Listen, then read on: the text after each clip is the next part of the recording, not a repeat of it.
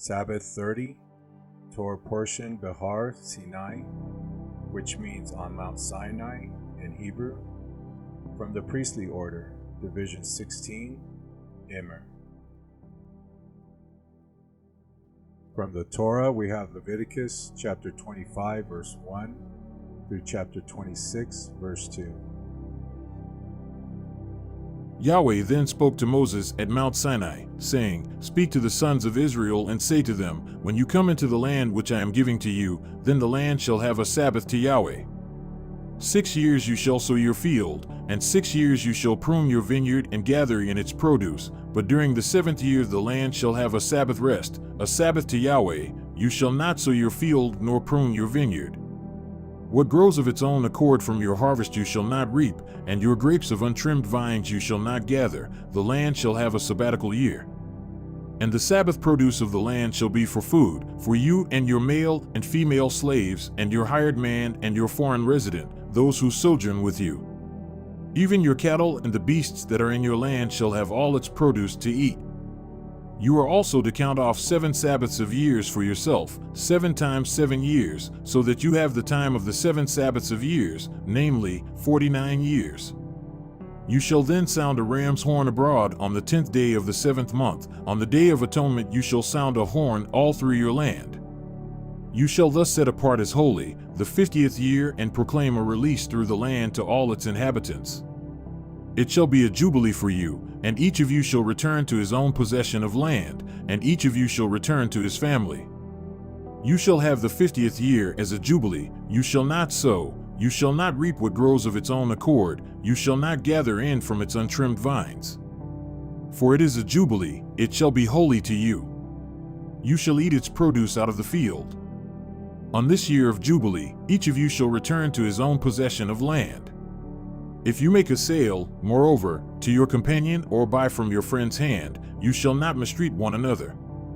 Corresponding to the number of years after the Jubilee, you shall buy from your companion. He is to sell to you according to the number of years of produce. In proportion to the extent of the years you shall increase its price, and in proportion to the fewness of the years you shall diminish its price, for it is the number of crops it produces that he is selling to you. So you shall not mistreat one another, but you shall fear your God, for I am Yahweh your God.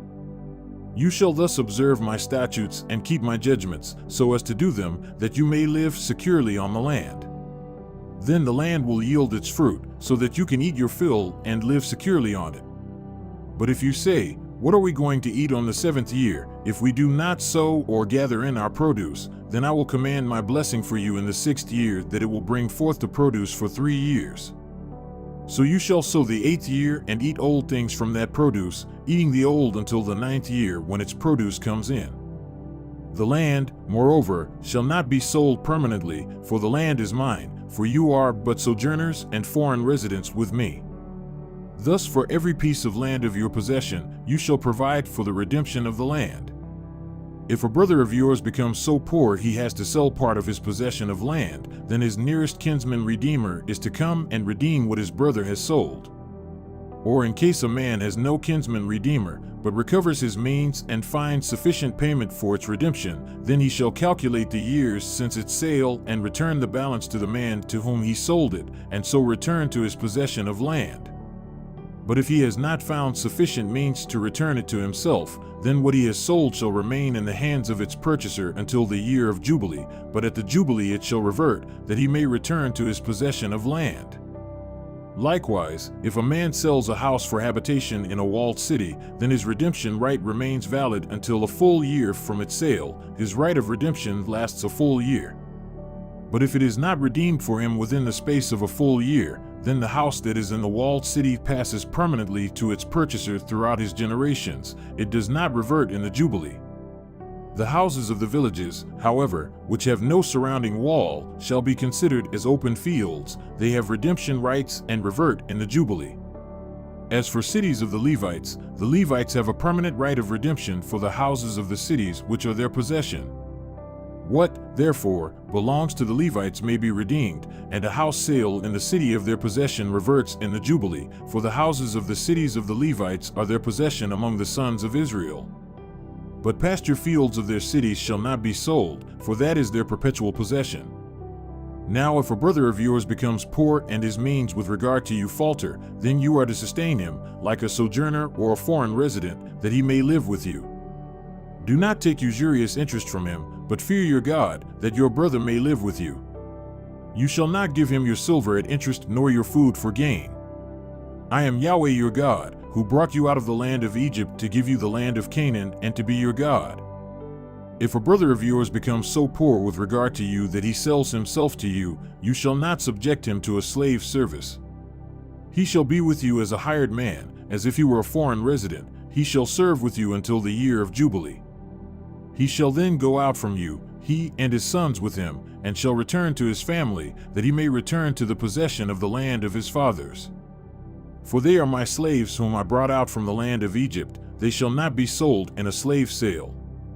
You shall not have dominion over him with brutality, but you shall fear your God. As for your male and female slaves whom you may have, you may acquire male and female slaves from the nations that are around you. And also you may acquire from the sons of the foreign residents who sojourn among you, from them and their families who are with you. As for those whom they have begotten in your land, they also may become your possession. You may even give them as an inheritance to your sons after you, to receive as a possession. You can use them as permanent slaves. But in respect to your brothers, the sons of Israel, you shall not have dominion over one another with brutality. Now if the means of a sojourner or of a foreign resident with you becomes sufficient, and a brother of yours becomes so poor with regard to him as to sell himself to a sojourner who resides with you or to the descendants of a sojourner's family, then he shall have redemption right after he has been sold. One of his brothers may redeem him, or his uncle's son may redeem him, or one of his blood relatives from his family may redeem him, or if he prospers, he may redeem himself. He then with his purchasers shall calculate from the year when he sold himself to him up to the year of Jubilee, and the price of his sale shall correspond to the number of years. It is like the days of a hired man that he shall be with him. If there are still many years, he shall return part of his purchase price in proportion to them for his own redemption, and if few years remain until the year of Jubilee, he shall so calculate with him. In proportion to his years he shall return the amount for his redemption. Like a man hired year by year, he shall be with him. He shall not have dominion over him with brutality in your sight. Even if he is not redeemed by these means, he shall still go out in the year of Jubilee, he and his sons with him. For the sons of Israel are my slaves, they are my slaves whom I brought out from the land of Egypt. I am Yahweh your God. You shall not make for yourselves idols, nor shall you set up for yourselves a graven image or a sacred pillar, nor shall you place a carved stone in your land to bow down to it, for I am Yahweh your God. You shall keep my Sabbaths and fear my sanctuary. I am Yahweh. From the prophet portion, we have Prophet Jeremiah, chapter 32, verses 6 through 27. And Jeremiah said, the word of Yahweh came to me, saying, Behold, Hanamel the son of Shallum your uncle is coming to you, saying, Buy for yourself my field which is at Anathoth, for you have the legal judgment for redemption to buy it. And Hanamel my uncle's son came to me in the court of the guard according to the word of Yahweh, and said to me, Buy my field, please, that is at Anathoth, which is in the land of Benjamin, for you have the legal judgment for possession, and the redemption is yours. Buy it for yourself. Then I knew that this was the word of Yahweh. I bought the field which was at Anathoth from Hanamel my uncle's son, and I weighed out the silver for him, 17 shekels of silver. And I signed and sealed the deed and called in witnesses and weighed out the silver on the scales. Then I took the deeds of purchase, both the sealed copy containing the commandment and statutes, and the open copy. And I gave the deed of purchase to Baruch the son of Neriah, the son of Messiah, in the sight of Hanamel my uncle's son, and in the sight of the witnesses who signed the deed of purchase, in the sight of all the Jews who were sitting in the court of the guard. And I commanded Baruch in their sight, saying, Thus says Yahweh of hosts, the Elohim of Israel, Take these deeds, this deed of purchase, that is in the sealed one, as well as this open deed, and put them in an earthenware jar, that that they may last a long time. For thus says Yahweh of hosts, the Elohim of Israel, houses and fields and vineyards will again be bought in this land. After I had given the deeds of purchase to Baruch the son of Neriah, then I prayed to Yahweh, saying, Ah, Lord Yahweh, behold, you have made the heavens and the earth by your great power and by your outstretched arm. Nothing is too difficult for you, who shows loving kindness to thousands, but repays the iniquity of fathers into the bosom of their children after them. O great and mighty Elohim, Yahweh of hosts is his name, great in counsel and abundant in deeds, whose eyes are open to all the ways of the sons of men, giving to everyone according to his ways, and according to the fruit of his deeds. Who has set signs and wonders in the land of Egypt, and even to this day both in Israel and among mankind. And you have made a name for yourself, as at this day. You brought your people Israel out of the land of Egypt with signs and with wonders, and with a strong hand and with an outstretched arm, and with great terror, and gave them this land which you swore to their fathers to give them, a land flowing with milk and honey. They came in and took possession of it, but they did not listen to your voice, and did not walk in your ways, or your law. They have not done anything that you have commanded them to do.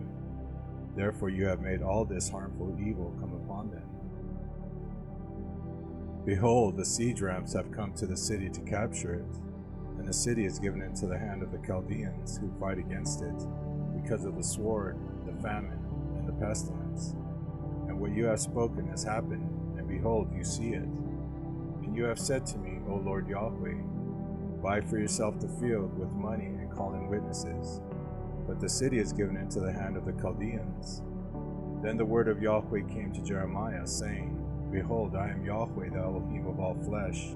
Is anything too difficult for me?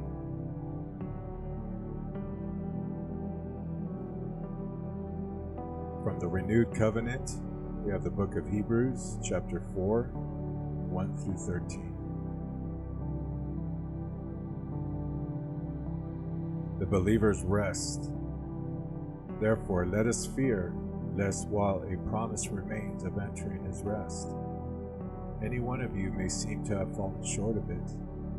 For indeed we have good news proclaimed to us, just as they also. But the word that was heard did not profit those who were not united with faith among those who heard. For we who have believed entered that rest, just as he has said, As I swore in my wrath, they shall not enter my rest. Although his works were finished from the foundation of the world, for he has spoken somewhere in this way concerning the seventh day. And Elohim rested on the seventh day from all his works. And again in this passage, they shall not enter my rest. Therefore, since it remains for some to enter it, and those who formerly had good news proclaimed to them failed to enter because of disobedience, he again determines a certain day, today, saying through David after so long a time, just as it has been said before, Today, if you hear his voice, do not harden your hearts. For if Joshua had given them rest, he would not have spoken of another day after that. So there remains a Sabbath rest for the people of Elohim. For the one who has entered his rest has himself also rested from his works, as Elohim did from his. Therefore let us be diligent to enter that rest, lest anyone fall into the same example of disobedience. For the word of Elohim is living and active and sharper than any two-edged sword, and piercing as far as the division of soul and spirit, of both joints and marrow, and able to judge the thoughts and the intentions of the heart. And there is no creature hidden from his sight, but all things are uncovered and laid bare to the eyes of him to whom we have an account to give.